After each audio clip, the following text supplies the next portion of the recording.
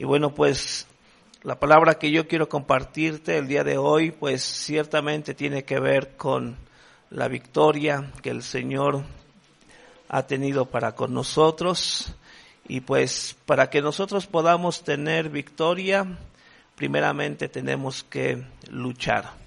Hay que esforzarnos, hay que pelear para poder entonces ganar las luchas que tenemos por delante.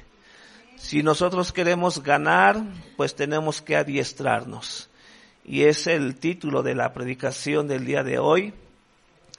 Adiestrarse para la victoria. La victoria no viene de manera por sí sola, sino que tenemos que esforzarnos. Y es lo que Dios le pide a su pueblo, que debemos de esforzarnos, ser valientes y tener siempre en cuenta la palabra, el consejo de la palabra en nuestras vidas, meditar en ella de día y de noche, para que todo aquello que hagamos sea prosperado. Amén. Entonces tenemos que tener ciertamente la actitud correcta.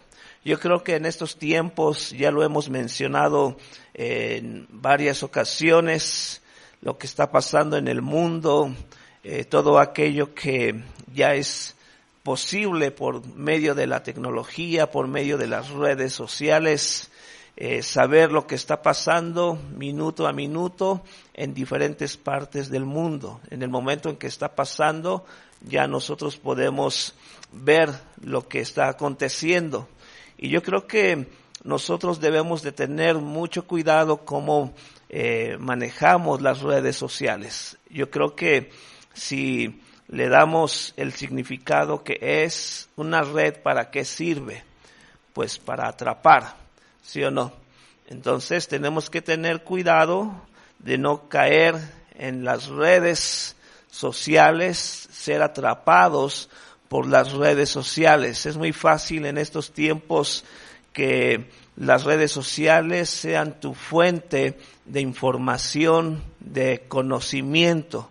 Es más fácil a lo mejor pensar que todo lo que te brinda la red social a través de pequeños videos, pequeños comentarios, un poco de información de aquí, de allá, de esto y otro, es lo más sabio.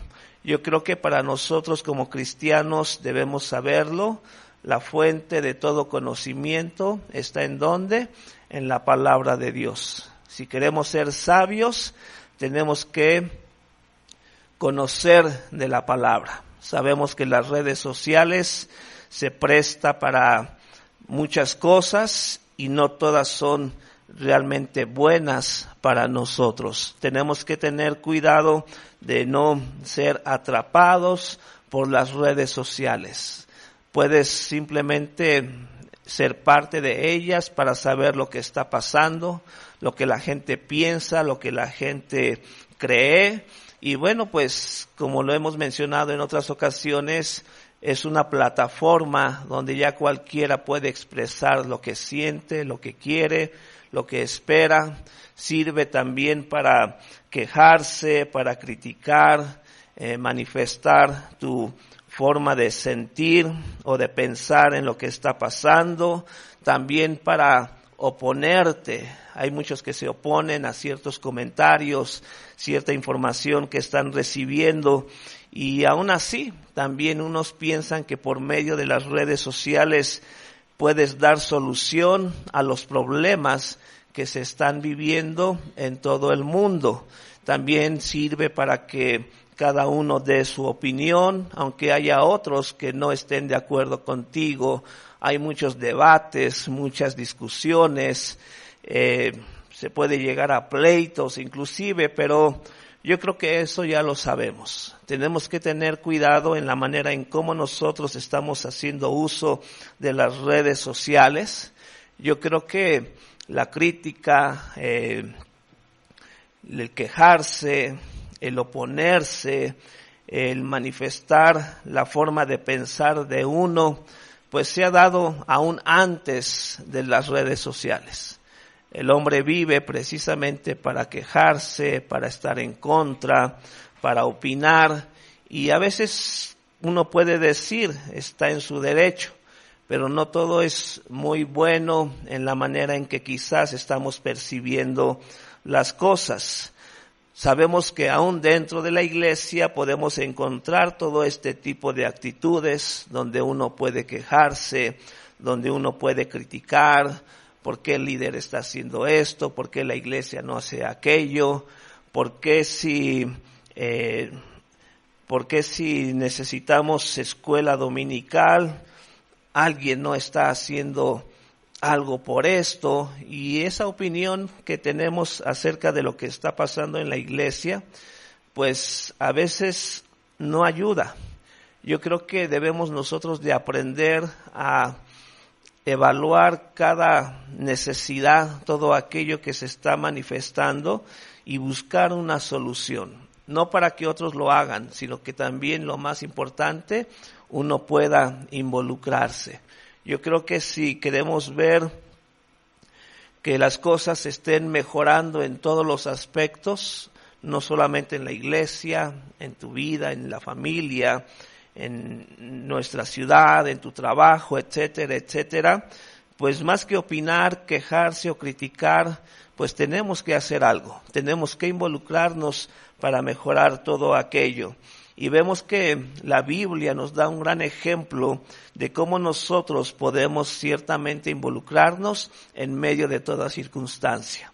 Cuando nosotros vemos en el libro de Nehemías cómo él se involucró ante el problema que él escuchó. Dice la palabra en Nehemías capítulo 1, versículo 1 al 3, dice: palabras de Nehemías, hijo de Acalías.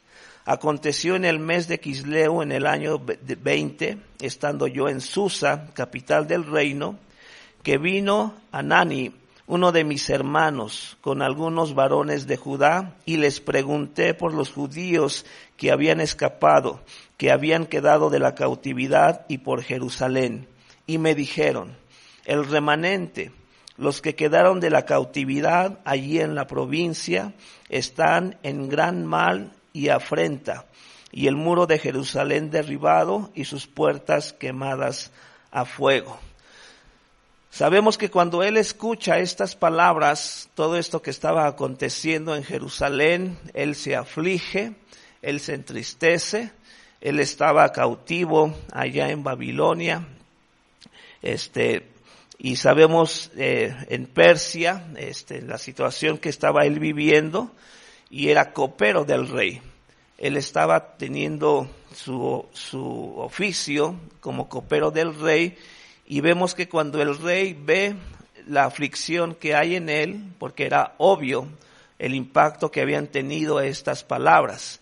Quizás nosotros podemos ver la actitud de estos hermanos con el cual él habló. Dijeron: no, pues la situación está así, está asado, está pasando esto, está pasando aquello, pero simplemente no estaban haciendo nada para remediar lo que estaba pasando. A diferencia de la actitud de Nehemías, vemos entonces que él decide involucrarse, lo pone en oración, y cuando el rey lo ve en esa situación, le da permiso para dejar su trabajo, para dejar su oficio de copero y poder ir a Jerusalén a remediar el problema que se estaba presentando. Entonces, sabemos que el nombre de una persona tiene un significado con relación a la época y circunstancias en la que nacía la persona. Por tanto, el nombre de Nehemías significa consuelo de Jehová. Es bien importante que nosotros entendamos que todo nombre en la Biblia tiene un significado, y siempre iba relacionado con la situación que se estaba viviendo. Marcaba a veces una etapa en la vida de una persona. Si tú puedes ver que cualquier nombre, por ejemplo Moisés, su significado sacado de las aguas, fue tal cual sucedió con él. ¿Qué otro nombre? Si nosotros pensamos en José, sabemos que José sufrió mucho por causa de los sueños que Dios le dio. Fue rechazado por su familia, inclusive decidieron matarlo. Al final, por intervención de Dios, lo vendieron, lo llevaron a Egipto, fue siervo de Potifar, fue metido a la cárcel porque su mujer se quiso aprovechar de él, pero sabemos la historia. Entonces, el nombre de José significa Jehová añadirá. Y cuando tú conoces y ves la historia de José, te vas a dar cuenta que todo aquello que él había vivido, toda esa situación de rechazo, de odio, de rencor que tenían sus hermanos contra él, como ya mencionaba, querían matarle.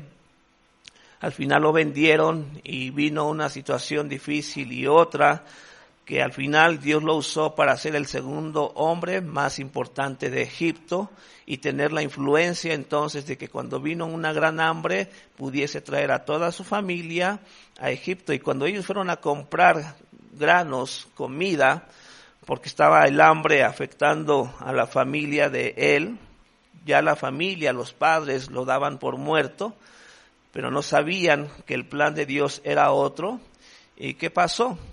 ¿Qué pasó en la manera en que él ve venir a sus hermanos? Él los ve, los recibe y tiene ese impulso de querer abrazarlos, pero se aguanta un poco para confrontarlos con su pecado, con lo que ellos hicieron. Y ya cuando tomas en relación todo lo que pasó en la vida de José, su significado, Jehová añadirá, y vemos que toda esa circunstancia, a lo mejor José pudo haber pensado, ¿y de qué me sirve saber que mi nombre significa Jehová añadirá cuando lo único que he visto es escasez, he visto esto, he visto aquello? Pero lo más importante, cuando ya vemos cómo Dios lo usa y lo que pasa, de la manera en que Él es capaz de bendecir a su familia, cuando ellos ya lo daban por muerto, cuando nace su hijo, le pone por nombre Manasés. Y Manasés significa ya olvidado. Entonces, José estaba dando por terminado el asunto con la familia. Es la manera en cómo una persona podía marcar esa etapa difícil, esa etapa dura por la que había pasado. Y él decide, cuando nace su hijo, porque recuerda, viene la reconciliación y todo, se revela quién es a sus hermanos, y manda a traer a su padre, etcétera, etcétera. Hay una gran reconciliación. Nace su hijo y él le pone por nombre Manasés, que significa ya olvidado. Él da por terminado todo ese asunto del pasado. Cuando nace su hijo Efraín, su significado es fructífero. Entonces, ¿qué esperaba José después de haber olvidado todo? La añadidura, que todo lo que hiciere fuese fructífero. Y así como este ejemplo, puedes ver cualquier parte de la Biblia, cualquier nombre, porque inclusive Jabez, ¿tú sabes por qué la madre de Jabez le puso ese nombre a su hijo? Porque la hizo sufrir mucho en el parto. Entonces, yo creo una manera de recordar lo que su hijo había hecho con ella, de hacerla sufrir tanto, le puso por nombre Jabez, que significa muy doloroso. ¿Sí? Entonces era una manera de marcar, de terminar con cierta etapa en la vida de una persona. Y Nehemías no era la excepción. Nehemías, como ya te mencionaba, significa consuelo de Jehová. Ahora, si nosotros lo comparamos con el nombre de su padre, Acalías, que significa espera confiadamente en Jehová. Vemos entonces que en el tiempo o la época en que nació su padre fue durante el cautiverio en Babilonia. O sea que cuando el pueblo de Israel fue cautivo por Babilonia, nace el padre de Nehemías. Y su nombre, Acalías, significa espera confiadamente en Jehová. O sea que los padres de Acalías tenían esperanza en Dios de que iba a hacer algo en medio de la situación en la que estaban en ese momento pasando, viviendo, que eran estar cautivos en Babilonia. Entonces, durante este cautiverio en Babilonia es cuando el pueblo de Dios luchaba precisamente con la cautividad en Babilonia. También debemos ver que el significado de Babilonia es lugar donde todos hablan sin entenderse, donde reina la confusión y el desorden. Entonces, es bien importante. Yo creo que cuando llegamos a entender los significados que encontramos en el libro de Nehemías, todo toma un sentido mucho mejor para que podamos entender los propósitos que Dios tiene. Y vamos a ver que durante esa cautividad en la que ellos estaban, primeramente entender, ellos estaban lejos de su tierra, estaban en cautividad por causa de su rebeldía constante ante Dios y su desobediencia. ¿Qué es lo que había llevado al pueblo de Israel estar cautivos por el pueblo de Babilonia? Su rebeldía y su desobediencia. Muchos sentían obscuridad, desolación, angustia en su alma. Ciertamente estar cautivo pues no es algo grato. Vemos cómo sufrió el pueblo de Israel también cuando estaba siendo oprimido por los egipcios, cuando estaban bajo el cautiverio del pueblo de Egipto. Y vemos ahora que ellos están cautivos bajo el pueblo de Babilonia. Entonces, en medio de toda esa angustia, en medio de toda esa desolación y oscuridad que estaba experimentando el pueblo de Israel por su desobediencia, por su rebeldía, nace un niño y vemos que ese niño que está naciendo en medio de esa cautividad es el padre de Nehemías. Y vemos que los padres del padre de Nehemías le ponen por nombre Acalías. Como ya te había dicho, el significado era esperar confiadamente en Jehová. Y esto ayuda precisamente en este caso a la familia, a los padres, de decir, estamos en esta situación, pero esperamos confiadamente en Jehová de que Dios va a hacer algo por nosotros. Y vemos que cuando nace el hijo de Acalías, que es Nehemías, entonces le pone consuelo de Jehová, donde solo había confusión, por causa de que estaban en Babilonia. Entonces, es bien importante que o vemos cómo todo agarra sentido. Yo creo que estamos en un tiempo precisamente como lo que estaba pasando en este momento de la historia. ¿En qué sentido?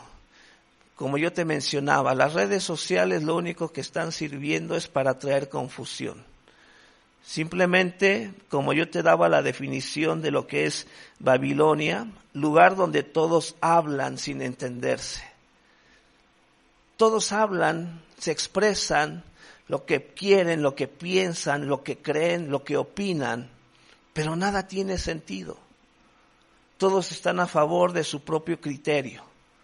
Todo lo que está pasando acerca de lo que es, ya no es hombre, no es mujer, es esto, es aquello, otro género. O sea, no hay entendimiento, no hay forma de entender lo que se está hablando en las redes sociales.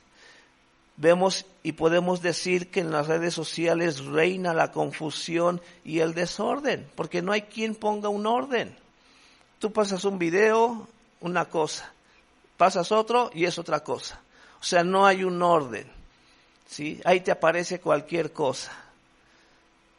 Y eso es precisamente algo que nosotros debemos de entender. Podemos estar viviendo en esa Babilonia del día de hoy, que son las redes sociales, donde ciertamente, donde está toda esta confusión, solamente en Dios podemos encontrar consuelo.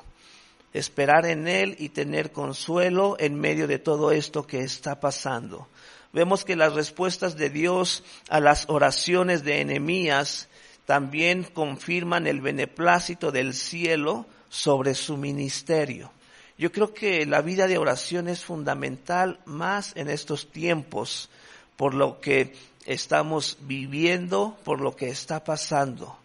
Para nosotros todavía quizás no llegamos a entender que lo que se está dando en el mundo, la inteligencia artificial, se empiezan a ver precisamente todo lo que puede ocurrir, como que ya no hay una limitación a lo que pueda estar pasando en este mundo. Lo que en un momento dado recibimos como ciencia ficción, ahora con la inteligencia artificial, como que ya no es tan ficción. Muchas cosas van a empezar a pasar al estar usando la inteligencia artificial. Por eso algunos están a favor, otros en contra, de no meterse tanto con todo ello, pero al final sabemos que esto va a explotar y esto va a tener un gran impacto en todo el mundo. Vemos entonces que Nehemías, siendo un hombre de oración, pues tuvieron ciertamente respuesta de parte de Dios para que él también cumpliera su ministerio. Vemos que Dios lo envía para levantar las murallas, para que el culto del segundo templo quede reforzado y para que en un día futuro el Hijo de Dios se presentara precisamente allí. Todo tenía un propósito, o sea, no hay nada escondido para Dios. Dios no hace las cosas al aventón, pues a ver qué pasa. Todo Dios lo hace con intención. Sabemos que el primer templo fue destruido y durante toda esta época de cautiverio fue el templo destruido. Vinieron entonces aquellos que también fueron usados por Dios para iniciar la reconstrucción del templo. Y en este tiempo Dios llama a Nehemías para que vaya y reconstruya las murallas de la ciudad de Jerusalén. Y vamos a ver que este libro de la Biblia, el de Nehemías, se narra en un contexto de profundo fracaso espiritual. Es que debemos nosotros entender que aunque ya Dios tenía todo planeado, era precisamente para entender el fracaso espiritual en el cual estaba el pueblo de Israel. Yo creo que si nosotros queremos entender el fracaso que nosotros podemos estar teniendo en nuestras vidas, no solamente de manera personal, en lo laboral, en lo emocional, aún como iglesia, debemos de entender que todo tiene que ver con la relación o cómo tenemos nuestra relación con Dios. ¿Por qué estamos en la situación en la que estamos? Por el fracaso espiritual. ¿Por qué las naciones están como están? Porque no hay quien busque a Dios. No hay justo ni aun uno. No hay quien entienda, no hay quien busque a Dios. Y aunque la gente supiera que solamente en Dios está la respuesta para las grandes necesidades que hay en el mundo, aún así no se busca de Dios. Lo que menos quiere la gente es tener una relación personal con Dios. Y cuando yo hablo acerca de cómo la Biblia narra siempre el contexto espiritual, es para mostrar siempre el profundo fracaso espiritual que ha habido en el hombre. Por ejemplo, si nosotros vemos cómo Dios había llamado a Abraham para hacer de él una familia que demostraría a todo el mundo las maravillas de la vida de Dios. Todo lo que era tener una relación personal con Dios. Dios llamó a Abraham para que de él viniera entonces la nación de Israel. Y vemos entonces que por la fe que Abraham tuvo en Dios fue posible. Vemos cómo realmente Abraham respondió al llamado de Dios y se hizo posible entonces el llamado para cumplir el propósito Claro que metió la pata, ¿verdad? En lugar de esperar en Dios, cuando su esposa le dijo, a lo mejor lo que Dios quiere es darte un hijo, no conmigo, que ya estoy anciana, ya no tengo el uso de las mujeres, pues aquí está mi sierva. Y ella interpretó, pensó que a través de la sierva, el hijo que tanto Abraham anhelaba y que Dios había prometido, iba a venir por medio de ella. Y ya vemos que esa situación pues trajo como consecuencia lo que aún todavía se vive por causa de ello. Entonces, vemos el profundo fracaso espiritual en el cual cayó el propósito de Dios por causa de lo que estaba pasando, desde que Abraham fue llamado y la manera en que fueron dándose las cosas. También vemos entonces cómo Jacob y sus hijos tienen que ser llevados a Egipto y se mezclan ahí con el politeísmo de los egipcios. O sea que todo ese plan maravilloso que Dios tenía para este pueblo, para Abraham, para su familia, para su descendencia, pues había fracasado. Y no por falta de la manifestación de Dios, sino por falta de una verdadera comunión con Dios, de todos los que estaban siendo parte de este llamado. Por eso Jacob y sus hijos tienen que ser llevados a Egipto, y una vez ahí, todo el tiempo que estuvieron en Egipto se mezclan con el politeísmo de los egipcios. Cuando Dios los saca de Egipto, transportan sus ídolos con ellos. Y cuando sube Moisés a recibir la ley de Dios, el pueblo hace un becerro de oro, y ese fracaso nada más hace nacer al pueblo de Israel como pueblo de Dios. Y esto iba a caracterizar toda su experiencia comunitaria. Yo creo que es bien importante nosotros llegar a entender. Dios sabía que todo esto iba a pasar, pero al final de cuentas es bien importante que uno asuma su responsabilidad. Como te decía, es fácil criticar, es fácil quejarse, dar tu opinión, pero lo más importante es involucrarse, estar dispuestos, así como Nehemías dijo, Señor, esta es la situación que está pasando en Jerusalén, ¿qué tengo que hacer? Ayúdame, guíame para que yo haga algo y el pueblo salga de esta situación. Entonces podemos ver que todas las rebeliones, toda la desobediencia que tuvo el pueblo de Dios en el desierto, toda esa apostasía en la tierra, eran las constantes acciones de lo que vivía el pueblo de Israel.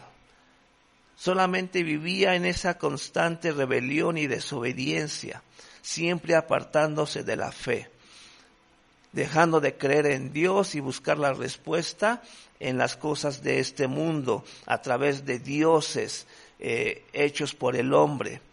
Entonces vemos que a pesar de todas las múltiples provisiones de Dios para mantener la vitalidad de su compromiso espiritual, todo lo que Dios hizo, escribió las leyes en piedra, hizo el tabernáculo, estableció el sacerdocio, un ritual de sacrificios, las fiestas ordenadas, la presencia visible del Señor, una tierra en posesión, pero siempre faltaba la pieza esencial en el pueblo de Israel.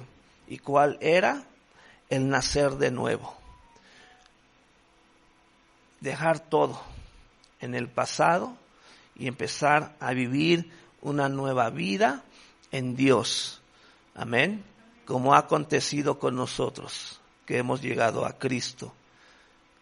Dice que todo aquel que cree en Él, nueva criatura es, por el nuevo nacimiento que tenemos. Por eso vemos que lo que faltaba en el pueblo de Israel era esa pieza esencial, nacer de nuevo.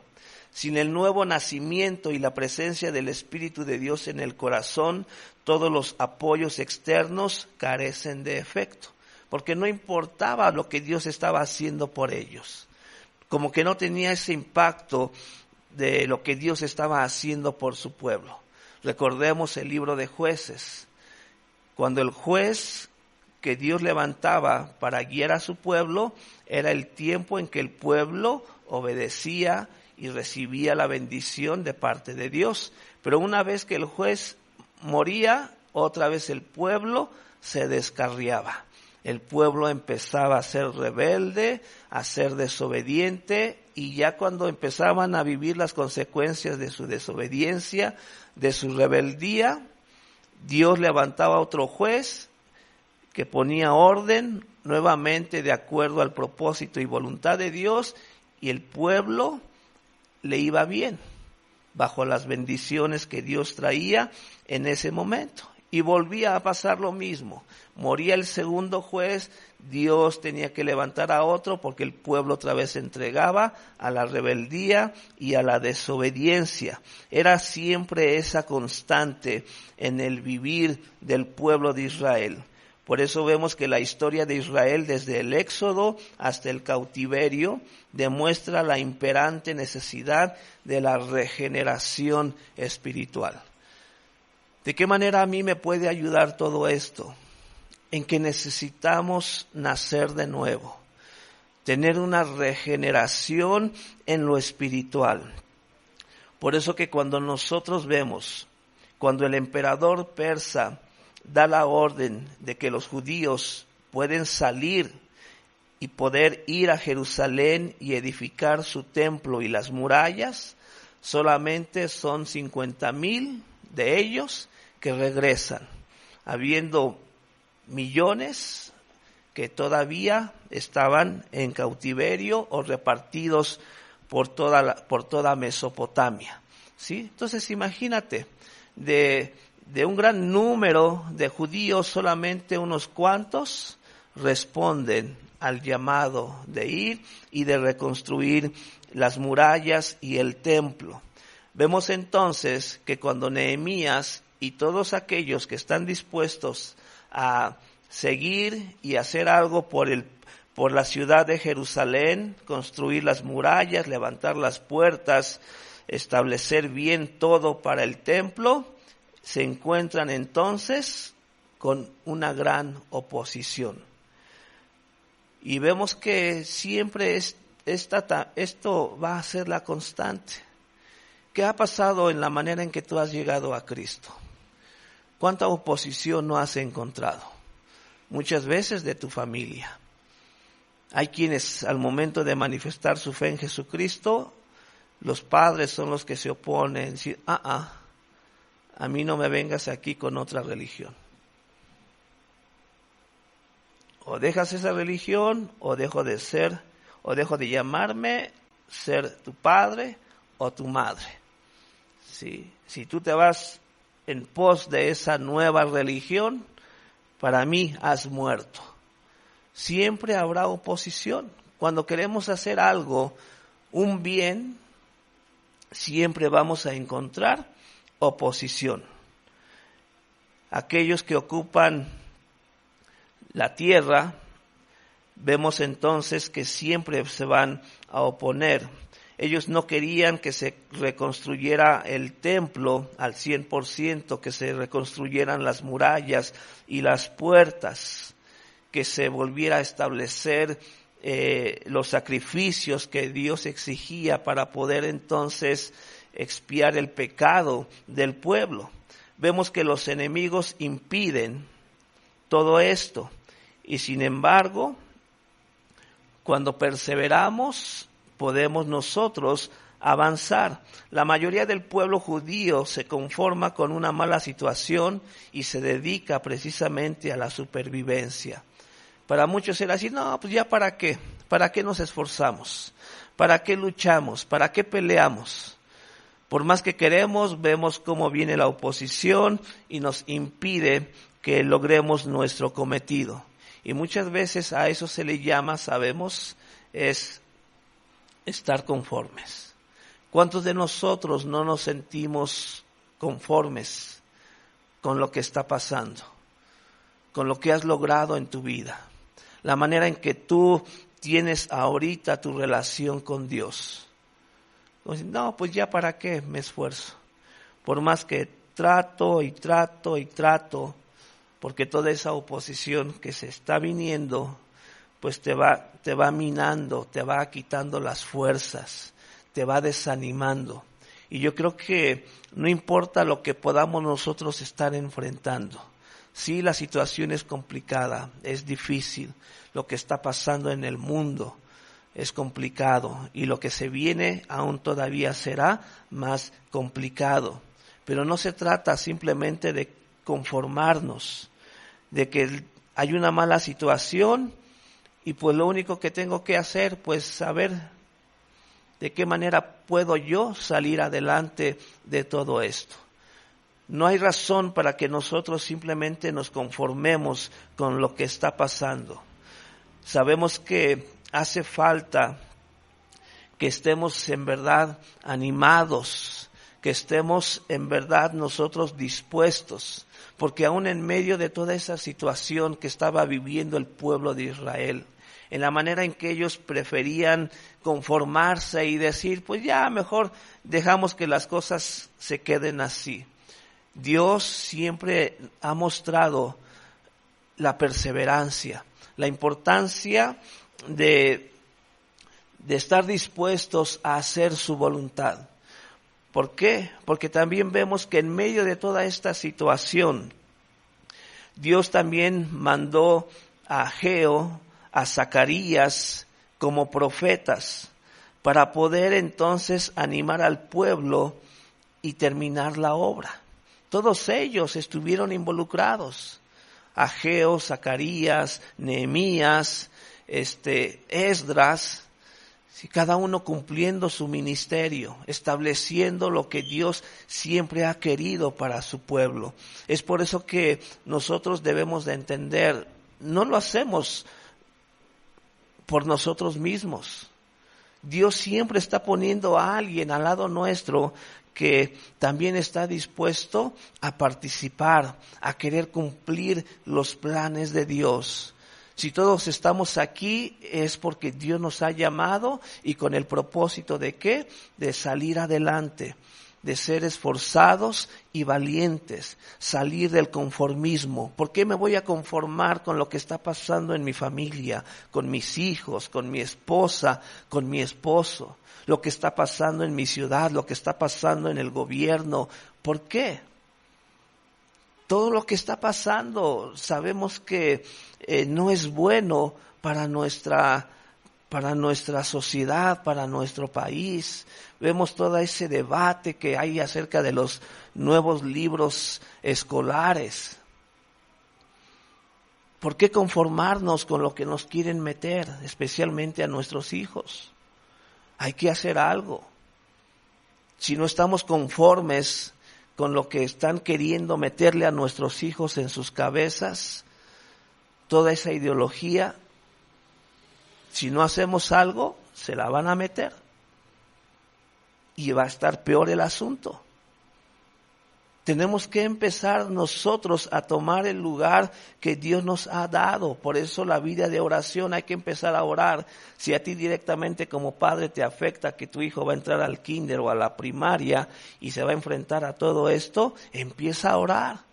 Empieza a ir en contra de toda esa ideología que no va a ser buena para tus hijos.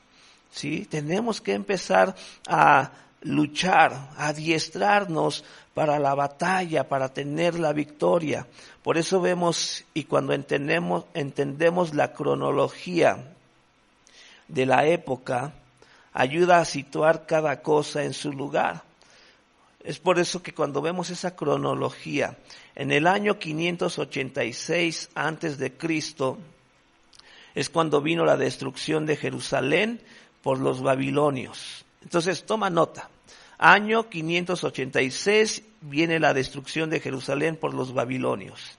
En el año 538 antes de Cristo viene el decreto de Ciro, emperador persa, de que vuelvan los judíos a Jerusalén. En el año 537 antes de Cristo, Zorobabel vuelve con el primer grupo levantan el altar y los cimientos del templo, pero la obra después queda parada. Entonces vemos cómo se está dando paso a paso, de acuerdo a esta cronología. En el año 520 antes de Cristo, la obra del templo se reanuda. Es cuando viene el tiempo en que profetiza Ageo y Zacarías.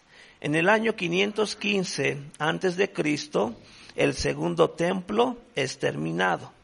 En el 458 antes de Cristo, llega Esdras a Jerusalén, lleva a cabo las primeras reformas.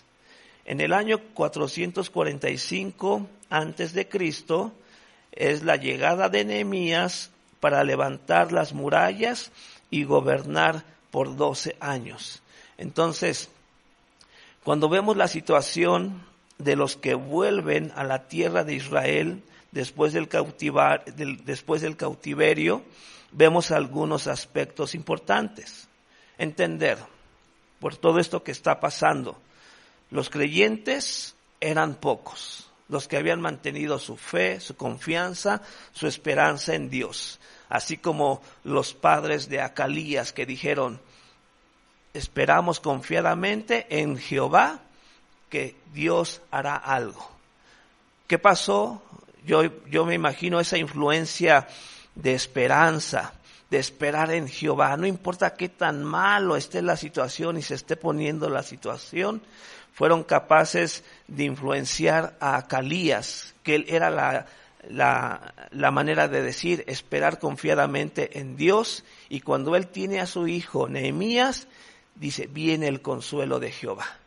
Todo esto está por terminar. Y vemos entonces que los creyentes eran pocos y luchan por la supervivencia personal, familia, trabajo. Era una situación difícil, era una situación complicada. Por eso vemos la importancia que todo esto que estaba pasando cunde el desánimo espiritual en muchos. La obra queda otra vez detenida. Y eso es lo que pasa. A veces nos dejamos influenciar tanto con lo que está pasando que lo único que nos preocupa muchas veces es cómo salgo yo de esto. ¿Sí? Empezamos a caer ya en nuestras propias obras, en nuestras propias fuerzas, en nuestros propios recursos. Y cuando estamos viviendo en una situación así, lógico, nuestros recursos ¿cómo son? Pocos. Porque ellos nada más estaban enfocándose en cómo sobrevivir, cómo salir de la situación en la que estaban cuando todo estaba mal realmente en ese tiempo. Vemos que los profetas que traían una palabra de Dios también eran muy pocos. Hay inseguridad constante frente a las amenazas de la sociedad, toda esa oposición. El pueblo sigue sujeto a los caprichos del poder secular, o sea, lo que el gobierno, lo que otros quieren, que nada tiene que ver con las cosas del Señor. El testimonio frente al mundo parece poca cosa. O sea que ya para esos tiempos el pueblo de Israel había perdido el propósito principal por el cual Dios los había llamado.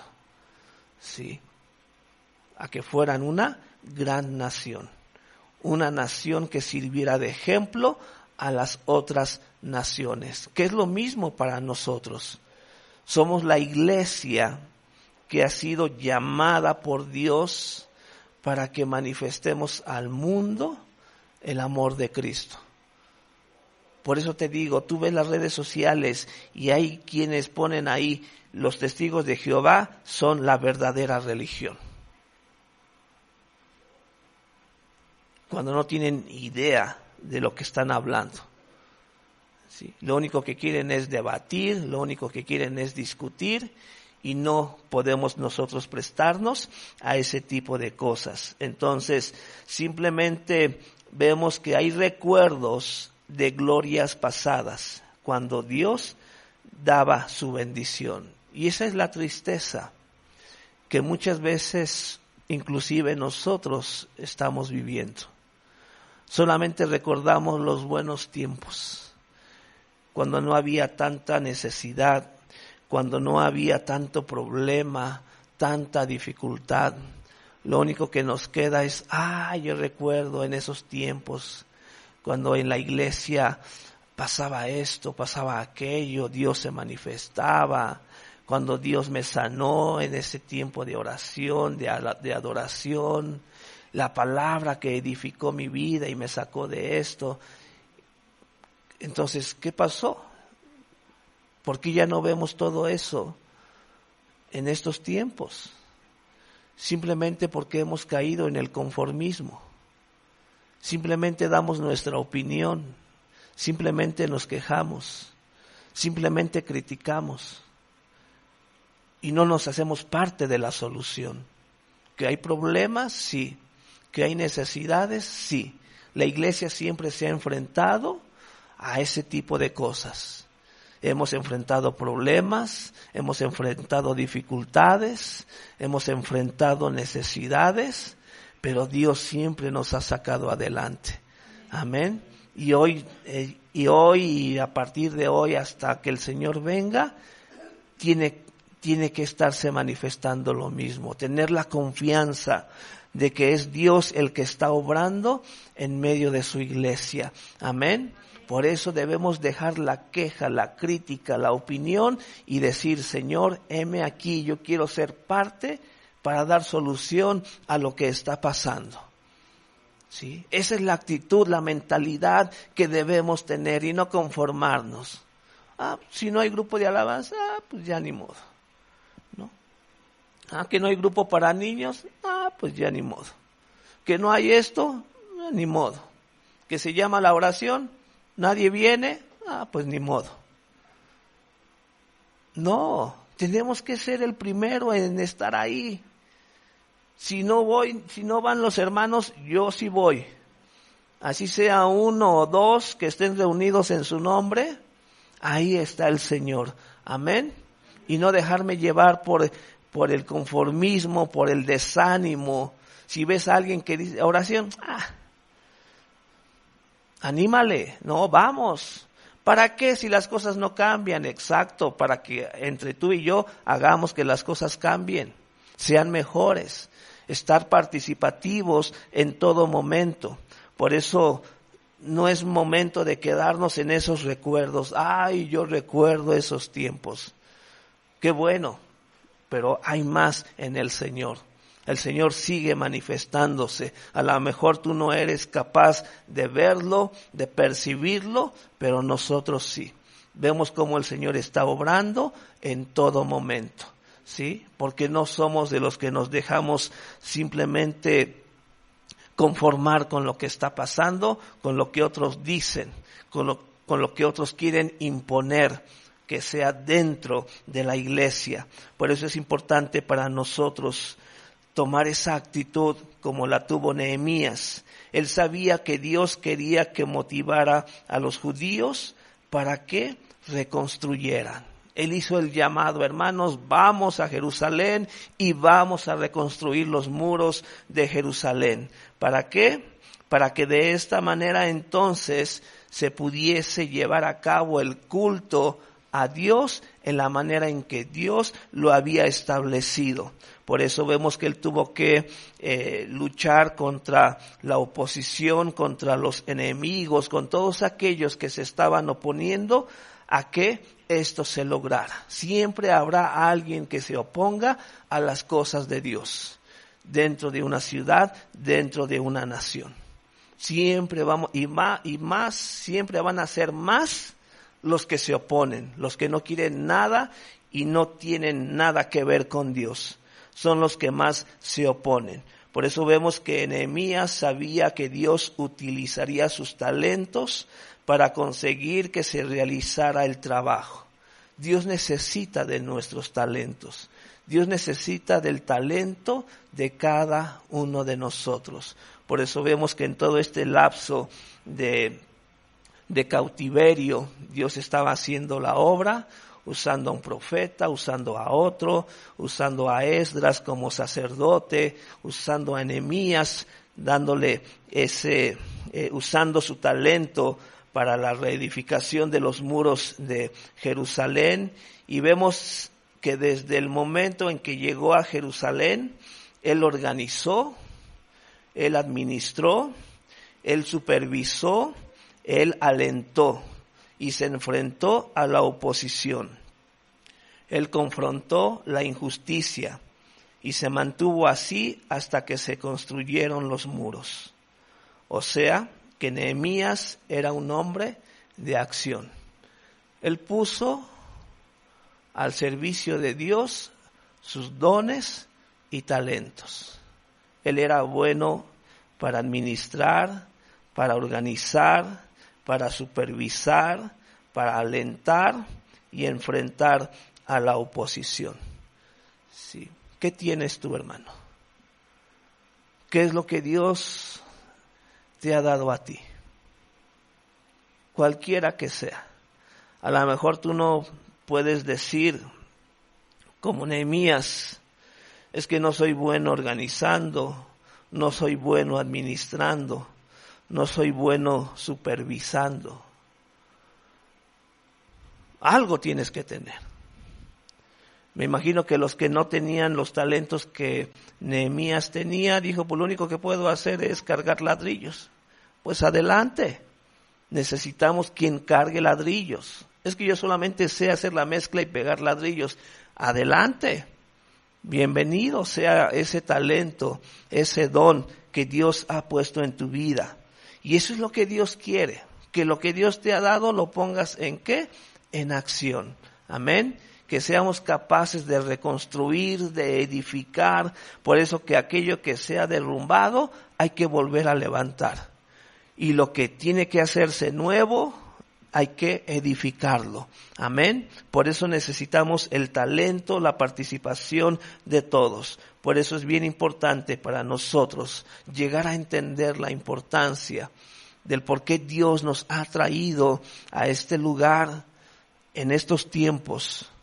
Y por todo aquello que está pasando. No es el tiempo de conformarnos. No es el tiempo simplemente de desalentarnos o simplemente estar mirando por ti mismo. Tenemos una gran obra por delante que es ir y predicar el Evangelio. Amén. Ir y traer a aquellos que están perdidos para que también sirvan y juntos edifiquemos y reedifiquemos más para el reino de Dios aquí en la tierra. Sí, ese es el propósito. Por eso es bien importante para nosotros dejar a un lado esa mentalidad de estar cautivo. Por años el enemigo te tuvo cautivo. Por años el enemigo te tuvo en esa forma de pensar. Todo es negativo, nada es bueno. Es el tiempo de salir de ello. Amén. Estamos llamados para hacer grandes cosas para nuestro Dios. Pero ¿qué necesito? Adiestrarme, ser capaz de manejar un arma, ser capaz de cómo cargar un ladrillo, porque esa era la tarea que le dio Nehemías al pueblo ante la oposición. No nos vamos a dejar, no nos van a intimidar, no nos van a detener. Pero el enemigo, por un lado, agarra la espada con una mano y en la otra carga el ladrillo. Que el enemigo vea que estás atento y dispuesto a luchar. Y tenían que adiestrarse. ¿Sí? Si tú no eres bueno en esto, ¿qué tienes que hacer? Adiéstrate, aprende, entrénate. Nadie sabe hacer esto por sí mismo. Tenemos que aprender. Toda la vida del hombre se basa ¿en qué? En aprender. Desde que nacemos hasta que nos vamos es todo un proceso de aprendizaje. Y entre más practiquemos, más aptos seremos en lo que estamos haciendo. Amén. Vamos a orar. Próxima semana continuamos con la segunda parte. Pero créeme que es fundamental esto. Que es el tiempo de dejar a un lado la conformidad. ¿Sí? Dice la palabra que no te conformes a las cosas de este mundo, de cómo piensa este mundo, de cómo el mundo quiere y está haciendo las cosas. En Dios todo es mejor y con un gran propósito. para que cuando Él venga estemos con Él. Amén. Ponte de pie, hermano, y vamos a orar. Vamos a dejar que sea Dios el que esté hablando en este momento a nuestras vidas. ¿Qué es lo que Dios ha puesto en tu vida, hermano? ¿Qué talento? ¿Qué don es el que Dios te ha dado? Para que digas, Señor, yo lo pongo delante de ti, enséñame, adiéstrame para usarlo para gloria y honra de tu santo nombre. Para eso hemos venido, Señor, para estar delante de ti y humillarnos, reconocer, Dios, que sin ti nada somos y que apartados de ti nada podemos hacer, Señor. Padre, reconocemos que es el tiempo de levantarnos, el tiempo, Señor mío, de enfrentar a la oposición que está viniendo por todos lados, Señor mío, en toda área de nuestras vidas. Lo que está pasando, Señor eterno, en nuestras escuelas, lo que está pasando en la política, Señor, lo que está pasando en la sociedad, toda esa oposición sabemos, Dios, que no proviene de ti, Señor. Oramos porque sea el tiempo en que tu iglesia se levante, Señor, que así como Nehemías no solamente escuchó el problema, sino que decidió involucrarse, Señor eterno. Oro en el nombre de Jesús, porque seamos capaces, bendito Dios, de ser como Él. Un hombre, una mujer que está dispuesto, Señor eterno, a someterse a tu voluntad, de hacer que las cosas sean mejor para la iglesia, que sea lo mejor para mi casa, para mi familia, para mi vida, Señor. Sabemos, Dios, que tú eres fiel. Y en tu fidelidad, Señor eterno, nuestra vida está guardada. Tú nos has llamado para hacer grandes cosas. Tú nos has llamado, Señor eterno, para ser un gran pueblo, una gran iglesia, Señor eterno.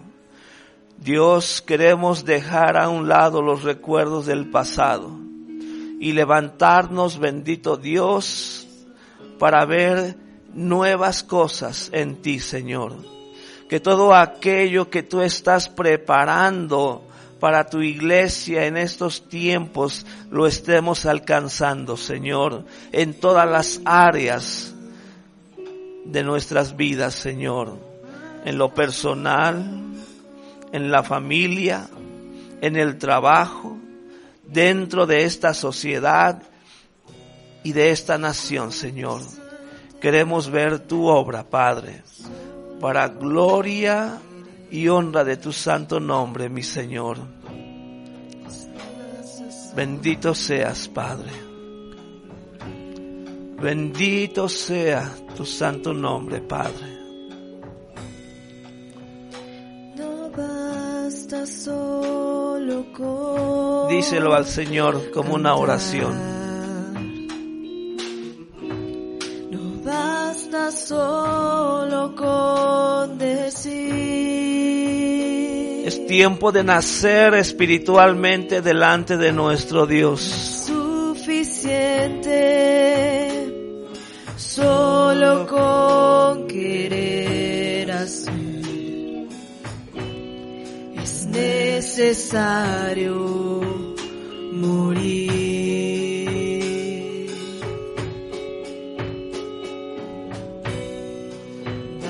No basta solo con soñar. No basta solo con decir.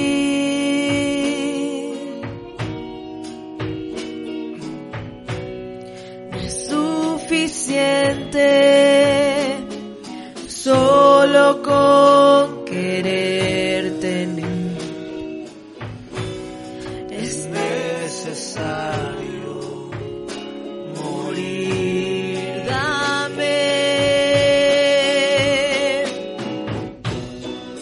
Dame tu vida.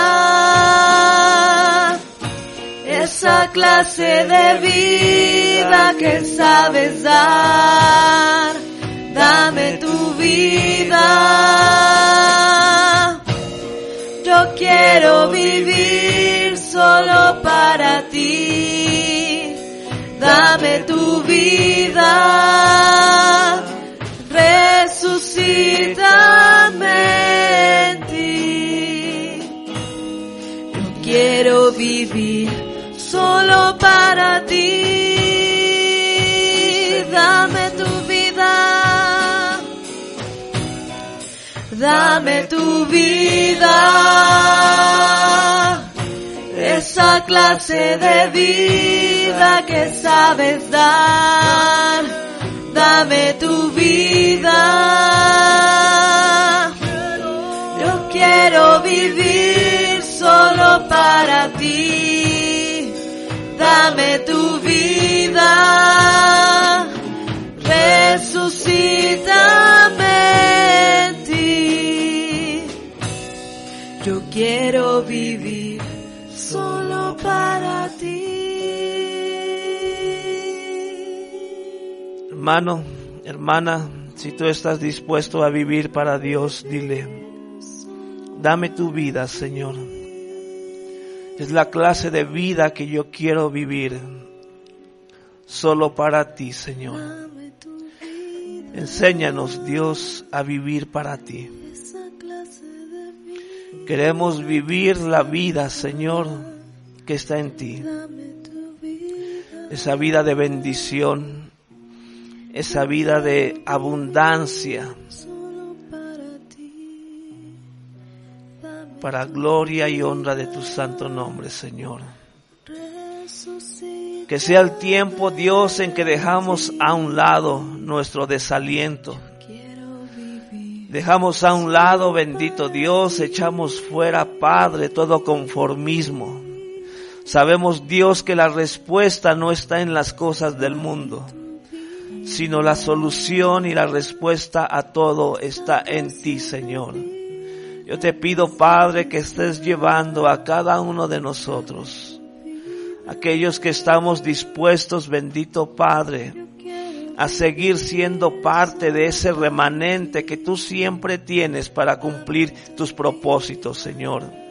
Quizás no seamos muchos, quizás somos muy pocos, Señor eterno, a la vista de los hombres, pero en ti es más que suficiente para que en estos tiempos tan difíciles y complicados, Señor, estemos viendo tu obra, para gloria y honra de tu santo nombre, Señor. Heme aquí, Señor. Úsame a mí, Señor, para gloria y honra de tu santo nombre. Ahí donde tú estás, hermano, si estás dispuesto a servir a Dios, dile: aquí estoy, Señor. Úsame a mí, Señor. Quiero ver tu gloria. Quiero ser partícipe de las futuras victorias que tú tienes para tu iglesia en estos tiempos tan complicados, Señor. Yo me levanto y me opongo a todo aquello que no es de ti, Señor. A toda esa obra del enemigo, Señor. Porque confiamos en Jesús, y para eso vino tu Hijo amado, a deshacer toda obra del diablo. Para gloria y honra de tu santo nombre, Señor, hoy decido estar contigo, estar de tu lado, Padre. Luchar, preparándome, adiestrándome para las victorias que tú tienes adelante de nosotros. En Cristo Jesús, Señor nuestro, damos gracias. Amén, Señor, y amén. Dale un fuerte aplauso al Señor, porque Él es digno. Amén. Gracias, hermano. Puedes sentarte.